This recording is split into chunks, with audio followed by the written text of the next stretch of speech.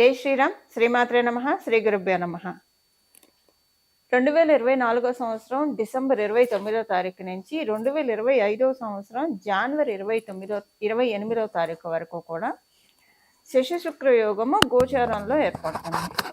శని మహారాజు మరియు శుక్ర భగవానుడు వీళ్ళిద్దరూ కూడా కుంభరాశిలో ఈ 1 మంత్ ట్రావెల్ చేస్తారు. వీళ్ళిద్దరూ అంటే ప్రతి సంవత్సరం కూడా శుక్రాచార్యుల వారు శనీశ్వరుడు ఉన్న రాశులు ఆయన ఏ రాశుల్లో అన్నా ఉండనండి, ద్వాదశ రాశుల్లో ఒక 1 మంత్ ఆయన ఒక మాసం పాటు వాళ్ళిద్దరూ ఏ రాశిలో అయినా సరే ఉంటుంది. ప్రతి సంవత్సరం ఒక నెల ఉంటుంది. ఇప్పుడు వచ్చిన ఈ విశేషాంశం ఏంటంటే ఇది కుంభరాశిలో ఏర్పడుతుంది. కుంభరాశి ఆయన స్వస్థాన గతుడై ఉన్నాడు శని మహారాజు. ఇది ఒక విశేషాంశము. అలాగే ఇప్పుడు కుంభరాశిలో నుంచి ఆయన నెక్స్ట్ ఇయర్ ఇంకా మీనరాశిలోకి వెళ్ళిపోతారు. మళ్ళీ శశి శుక్రుడు వీళ్ళిద్దరూ కలుస్తూనే ఉంటారు. కానీ మళ్ళీ కుంభరాశిలోకి ఆయన రావడానికి 30 సంవత్సరాలు పడుతుంది శనైశ్వరుడు.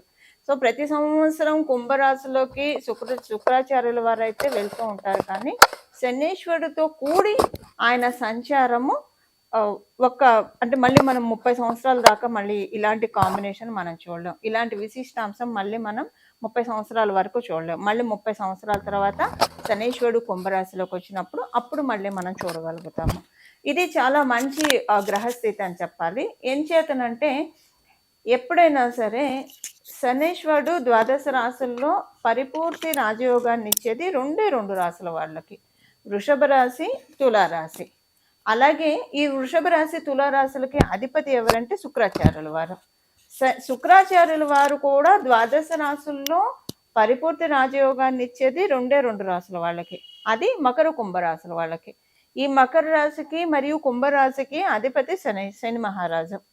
సో వీళ్ళిద్దరు ఒకళ్ళకొకళ్ళు రాజయోగం ఇచ్చుకుంటారు. అంటే శనీశ్వరుడు కనుక తులారాశిలో ఉంటే వాళ్ళకి ఇంకా అంటే తులారాశిలో పుట్టిన వాడికి, వృషభ రాశిలో పుట్టిన వాడికి ఒక్క శనీశ్వరుడు చాలు పరిపూర్తి రాజయోగాన్ని ఇచ్చేస్తారు.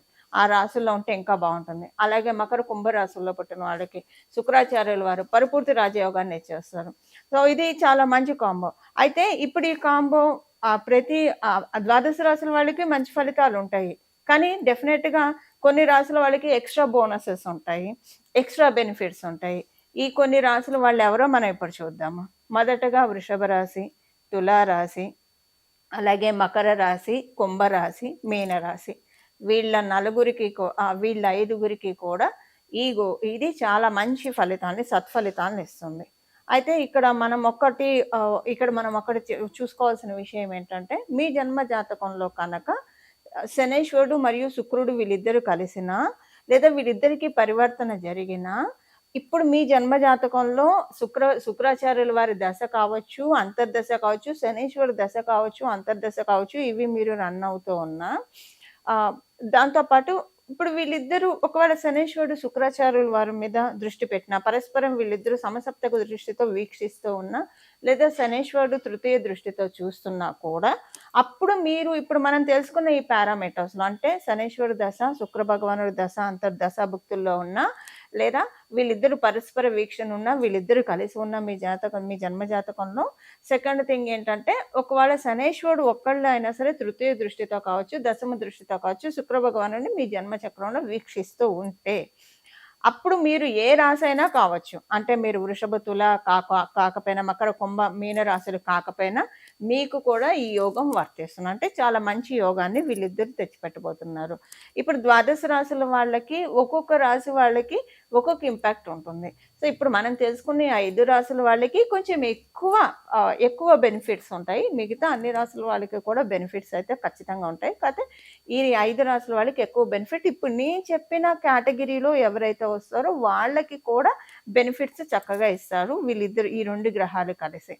ఇప్పుడు మనం ద్వాదశ రాశుల వాళ్ళకి ఏం బెనిఫిట్స్ అంటే ఏం మంచి ఫలితాలు రాబోతున్నాయి వీళ్ళిద్దరి కలయికతోటి. కుంభరాశి కాలపురుషుడు కుండలిలో నుంచి లాభరాశి.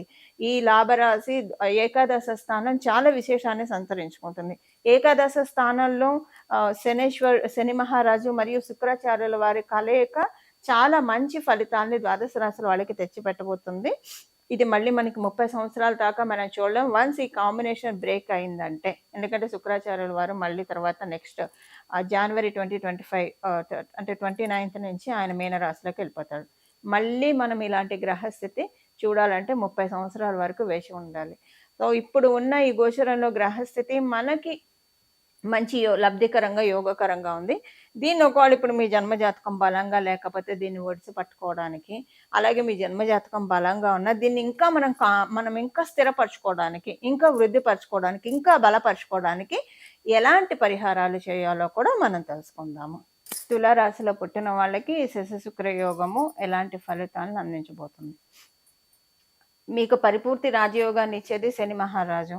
మీ రాష్ట్రాధిపతి కూడా మీకు పంచమ స్థానంలో సంచారం చేస్తూ ఉన్నారు. ఇది చాలా అంటే చాలా మంచి సమయం అండి. ఉత్తమమైన సమయము. ఇన్నాళ్ళు మీరు పడ్డ టెన్షన్‌కి అనుకోండి, లేదా ఇన్నాళ్ళు మీరు తీసుకున్న పెయిన్‌కి అనుకోండి. ఒక ప్రకృతి మాత వైద్యం చూస్తుంది. స్వయంగా తన స్వహస్తాలతో వైద్యం చేసి మీకు మానసికంగా మీరు నలిగి ఉంటే మానసికంగా మిమ్మల్ని చక్కగా నయం చేస్తుంది. శారీరకంగా మీరు బాగా వర్క్ లోడ్ అటు పరిగెత్తడం, ఇటు పరిగెత్తడం ఇలాంటివి ఉంటే శారీరకంగా మిమ్మల్ని హీల్ చేస్తుంది. అయితే ఇక్కడ శనైశ్వరుడు అయితే మీకు అనుకూలంగానే ఉన్నాడు గత 2 సంవత్సరాలుగా. అందువల్ల గట్టిగా వర్క్ ప్రెషర్ ఉంటుందని చెప్పడానికి లేదు డెఫినెట్‌గా. బట్ మిగతా గ్రహస్థితులు కూడా మనం చూడాలి కాబట్టి కొంచెం మీ జన్మజాతకం బాగోకపోతే కొంత టెన్షన్స్ ఉంటాయి మీకు. ఇప్పుడు అందులో ఎస్పెషల్లీ మీకు కనుక మీ జీవిత భాగస్వామితో ఏమన్నా పొరపచ్చాలు ఉంటే అవన్నీ కూడా ఇప్పుడు సెటిరైజ్ చేసుకునే సమయము. మీరు వివాహ ప్రయత్నాలు చేయడానికి ఇది చాలా మంచి అనుకూలమైన సమయము. అందరితోటి కూడా చాలా మంచి సత్సంబంధాన్ని కలిగి ఉండే సమయం ఇది. ఆర్థికంగా మీరు నిలదొక్కుకునే శుభ సమయము. మీరు అనుకున్న ప్లాన్స్ ఏవైతే ఉన్నాయో అంతకుముందు రోజుల్లో ఇది ఇలా చేసుంటే బాగుండేది కదా! నేను ఈ పని చేస్తే నాకు ఈ గ్రోత్ వస్తుంది. అంటే ఒక సబ్జెక్ట్ చదువుకుంటే నాకు ఇంకా గ్రోత్ వస్తుంది కదా! అనుకోని కూడా ఆ సబ్జెక్ట్ చదువుకోవడంకి పరిస్థితులు అనుకూలించకో, డబ్బులు లేకపోతే టైం చాలకో మీరు వెనక్కి పెట్టేసుంటే, అటక మీద పెట్టేసుంటే ఇప్పుడు మీకు ఒక స్కోప్ ఇస్తుంది నేచరు. ప్రకృతి మాత ఒక అవకాశాన్ని ఇస్తుంది. మిమ్మల్ని మీరు అప్‌గ్రేడ్ చేసుకోవడానికి, మిమ్మల్ని మీరు ఎక్సెల్ చేసుకోవడానికి ఇప్పుడు ప్రకృతి మాత మీకు చక్కటి అవకాశాలను ఇస్తూ ఉంది. సో, దానికేంటంటే మీరు వృద్ధిలోకి రావడానికి ఏం చేయాలో మీకే ఆలోచనలొస్తాయి. అరే! ఇంకా ఇదే కాదు, ఇంకా దీన్ని మనం పెంచుకోవాలి. మన లైఫ్ స్టాండర్డ్స్‌ని మనం పెంచుకోవాలి. మన ఇన్‌కమ్ స్టాండర్డ్స్‌ని మనం పెంచుకోవాలి. సో, ఆ దిశగా మనము ఏ వ్యాపారం చేస్తే బావుంటుంది? లేదా ఉద్యోగం చేస్తూ ఉంటే ఎలా మనం ఇంకా మంచి పొజిషన్‌లోకి వెళ్ళగలుగుతాము? ఈ ఆలోచనలు ఎక్కువగా పెరుగుతాయి. ఈ ఆలోచనలు ఎందుకొస్తాయంటే మీకు మంచి మంచి పొజిషన్‌లోకి వెళ్ళడానికి శని మహారాజు అలాగే శుక్రాచార్యుల వారు ఇద్దరూ కూడా ఏకకాలంలో దీవిస్తున్నారు. మీ జీవిత భాగస్వామి యొక్క హెల్త్ అంటే మీ ఇద్దరి మధ్య సంబంధాలు బావుంటాయి. కాకపోతే కొంచెం తనకి హెల్త్ పరంగా థ్రోట్ ఇన్ఫెక్షన్స్ కావచ్చు. ఏదైనా ఈఎన్‌టీ ప్రాబ్లమ్స్ చాలా స్వల్పంగా వచ్చే ఛాన్స్ ఉంది. ఈ ఒక్క విషయంలో కొంచెం మీరు కనిపెట్టుకొని ఉంటే సరిపోతుంది. మిగతా విషయాల్లో అంతా కూడా మీకు పరిపూర్తి రాజయోగాన్నే ఇస్తున్నాడు శని మహారాజు. సో, దీన్ని మీరు చక్కగా అంటే ఒక రకంగా మీరు సెలబ్రేట్ చేసుకునే టైం అని చెప్పడంలో ఏమాత్రం సందేహం లేదు. శశి శుక్ర యోగము ఇవిచ్చే ఫలితాలు ద్వాదశ రాశుల వాళ్ళకి మనం చూసాం కదా! ఇప్పుడు మనం అసలు ఒకవేళ మీ జన్మజాతకంలో ఈ యోగం ఉన్నా లేకపోయినా అసలు మీకు ఈ యోగం ఇప్పుడు గోచారంలో ఉన్న ఈ యోగము మంచి ఇంపాక్ట్‌ని అలాగే మంచి ఫలితాల్ని ఇవ్వాలంటే ఏం పరిహారం చేసుకోవాలో ఇప్పుడు మనం చూద్దాము. దీనికోసం చేయాల్సిన పరిహారము వెంకటేశ్వర స్వామి వారి ఆరాధన. ఇప్పుడు మీ వెంకటేశ్వర స్వామి వారికి సంబంధించిన గోవింద నామాలు చదువుకోవడం కావచ్చు, వెంకటేశ్వర స్వామి వారికి సంబంధించిన వెంకటేశ్వర స్వామి వజ్ర కవచం కావచ్చు, లేదా పురుష సూక్తం, స్త్రీ సూక్తము ఇలాంటివి ఏవైనా సరే, లేదు విష్ణు సహస్ర నామాలు మీకు చదివే అలవాటు ఉంటే కనుక అత్యద్భుతంగా ఉంటుంది.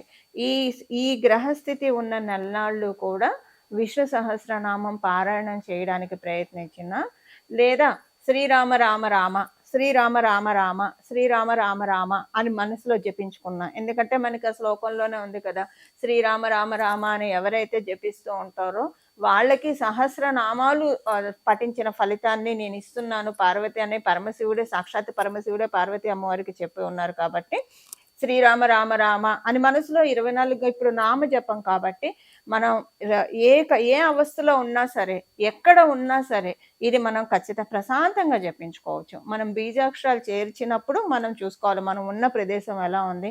మనం అప్పుడు శుచిగా ఉన్నామా? ఎలా ఉన్నాం? అంతర్బాహ్య శుచి ఉందా లేదా? మంత్ర జపానికి ఖచ్చితంగా నియమాలు ఉంటాయి. నామ జపానికి ఎటువంటి నియమాలు ఉండరు. ఎటువంటి నియమాలు ఉండవు. మనం రౌండ్ ద క్లాక్ ఎప్పుడైనా సరే మనం జపించవచ్చు. అందువల్ల శ్రీరామ రామ అని రోజు మననం చేసుకుంటూ ఉంటే, ఇది మామూలుగా కూడా ఇలా చేసుకుంటే చాలా మంచిది. రామనామం తారక మంత్రం మనందరికీ తెలిసిన విషయమే.